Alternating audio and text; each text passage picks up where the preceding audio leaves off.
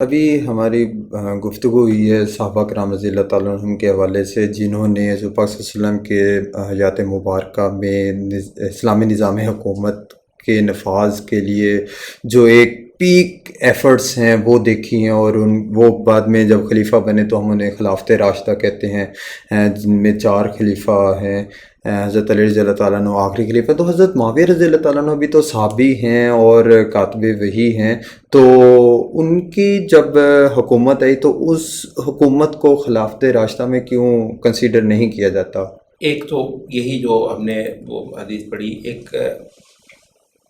حذیفہ بن الیمان رضی اللہ عنہ کی الگ سے ایک حدیث ہے، وہ شروع پہلے ہم نے چکے تھے، اس میں آپ نے فرمایا تھا کہ تم میں نبوت رہے گی جب تک اللہ چاہے گا، پھر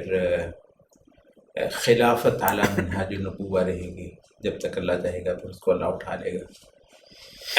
پھر بادشاہت ہو رہے گی۔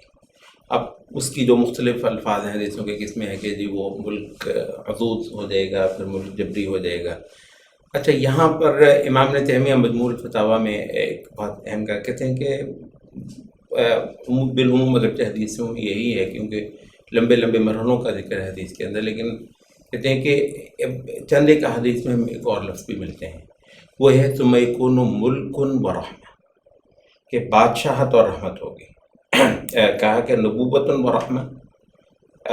نبوت اور رحمت ہوگی، پھر خلافت و رحمہ، خلافت اور رحمت ہوگی، پھر ملک و رحمہ، پھر بادشاہت اور رحمت ہوگی، پھر ملک عضوض، پھر وہ جو ہے نا وہ حاوی ہونے والی یا لوگوں کے اس کے اندر حقوق غصب ہو جایا کریں۔ عضوض کا مطلب ہوتا ہے لوگوں کا حق غصب ہو جانا، تو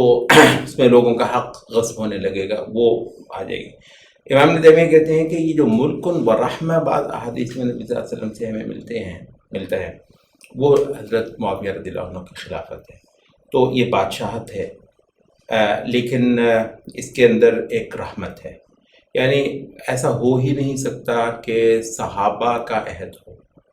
اور خود جو خلیفہ ہیں حضرت معاویہ رضی اللہ عنہ وہ بھی مطلب صحابی ہوں، اور وہ سارے کا سارا معاشرہ بھی اس طریقے سے قائم ہو، تو یک لخت معاملہ اتنا خراب اور اتنا نیچا ہو جائے۔ تو وہ یہ ہے کہ بہت سارے سٹینڈرڈز یقینی طور پر ویسے کے ویسے رہے اور ویسے ہی چلے، لیکن یہ ہے کہ چند اہل علم نے کہا کہ فرق بنیادی طور پر وہ جو خلافت راشدہ اور بعد کے ملک میں ہے، وہ ہے کہ ملک یعنی بادشاہت کے اندر ایک مغالبہ ہے۔ مغالبہ کا مطلب ہوتا ہے کہ معاملے پر ہاتھ مارنا، اور اس کے اندر ایک قبضہ کا معنی جو ہے نا وہ ہوتا ہے، بادشاہت کے اندر قبضے کا ایک معنی ہوتا ہے۔ خلافت کے اندر تمام لوگوں کی جو ایبرپٹ رائے ہوتی ہے نا، یہ نہیں ہے کہ میں کسی طریقے سے آپ کی رائے بناؤں، مطلب وہ بھی بادشاہت کا ایک رنگ ہے، کیونکہ آج بھی کئی ساری جگہوں میں بادشاہت بھی لوگوں کی تائید وغیرہ لے لیتی ہے کسی نہ کسی طریقے سے، مطلب ایسا نہیں ہے، اور مسلمانوں کے اس میں بھی بادشاہ بھی بیعت لے لیا کرتا تھا۔ بادشاہت کا بیعت لینا اور ہے، لیکن جس طریقے سے حضرت عمر، حضرت عثمان، ابو بکر رضی اللہ عنہ وغیرہ کی بیعت ہوئی ہے، اس میں یہ نہیں کہ آپ حاوی ہو گئے ہیں اور اس کے بعد آپ بیعت لے رہے ہیں، اور کسی کو انڈر انفلوئنس لا کر اور اس کے بعد تقریباً آپشنز نہ چھوڑ کر آپ وہ کر رہے تھے، تو بادشاہت میں مغالبہ کا ایک معنی ہوتا ہے، جبکہ خلافت میں مطاوعہ کا ایک معنی۔ مطاوعہ کا مطلب ہوتا ہے کہ خود ہی اپنے دل سے اور خالصتاً اپنی مرضی اور پسند سے لوگ آپس کے گرد اکٹھے ہوئے ہوں،